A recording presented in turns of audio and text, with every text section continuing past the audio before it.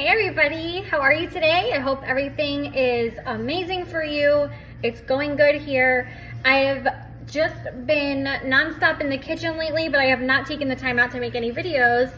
So I figured why not on this beautiful Saturday, show you what I'm up to real quick. I am putting together a homemade bruschetta. Bruschetta is just basically a tomato, basil, olive oil mix. You can do it a couple of different ways depending on your taste. Some people add fresh mozzarella. I like to do my fresh mozzarella underneath the bruschetta. I can show you guys what I buy for that as well. I'm just going through the basil stage. I basically just chopped up some plum tomatoes into tiny pieces and did about, don't quote me, probably like 10 cloves of garlic, minced up really small. The flavors you're gonna wanna focus on is definitely your garlic, your basil, and your olive oil. So definitely suggest investing in a really nice, more expensive olive oil for things like this. If you're making a dressing and whatnot, it's not really the biggest deal, but things like this where it's the focal point, definitely go a little bit bigger on that.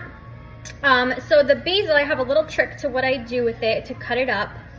Basil comes like this in leaves. It actually comes like this if you buy it in the package. I just got this from Publix actually, and it comes like this in a little container. So perfect. Or you can do a basil plant where it's like pretty much the same exact price. I'm really not good with plants. They die like in a day. So plus for what I'm doing, I don't use basil too often, only in my sauce, things like this, in a salad. So what I do is I stack the big leaves together, kind of pile them up. This is 4 leaves. And I'm gonna use a lot more than that, but just to show you, you stack them up, put their, spines together, so to speak. Take the bottom up here and start rolling it together. I'm gonna roll it on my board and then show you. Roll it all the way up really tight to the top of the tips of the leaves. See the little tips there?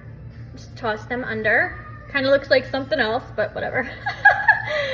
Don't even know why I said that, but that's okay. It does remind me of that. So you have it all together here, and what this is gonna do is create nice little ringlets when you cut it. So hold the center together, take your knife, and really thin back and forth, just move your finger along. I hope you probably can't even see, but I'm going like this, straight down. So when you cut it up, I'll show you what you get. Instead of going through each and every single leaf, now for me, like when I finish with this video, I'm just gonna take the rest of the leaves that I have and stack them together and do it all in one shot. But just to show you, you'll have these little cute little ringlets, which is a perfect size for a bruschetta, and you just throw it right in. Now, if your basil leaves are a little bit dried out, let's say they're just on the verge of not being able to be used, or they're just dry for whatever reason, all you have to do is take a cold cup of water, soak the leaves for about 5 minutes, take them out, and just lightly start rubbing them, and the aroma and the leaves will come back to life for you. So that's a little basil tip Saturday. And I hope you guys try out this recipe. Oh, one more thing that I do add. I let these ingredients sit. It's best to let them sit like all day long. If you can do 24 hours, do 24 hours. But after you're done letting them sit, the tomatoes are going to give off a ton of water. So I only add a little bit of olive oil to let it sit. And then I kind of like just take my hand, I'll show you, I'm wrapping up this other basil. I take this, like I put it to the end and just like drain out the water that it gets from sitting. And then I add more olive oil and I do a tablespoon or so. I just kind of like go around in a circle one time of balsamic vinegar, sorry. And then I mix it all together and serve it. Because you want all those flavors to be really fresh too. So you can even add some like extra basil right at the end when you're about to serve it too.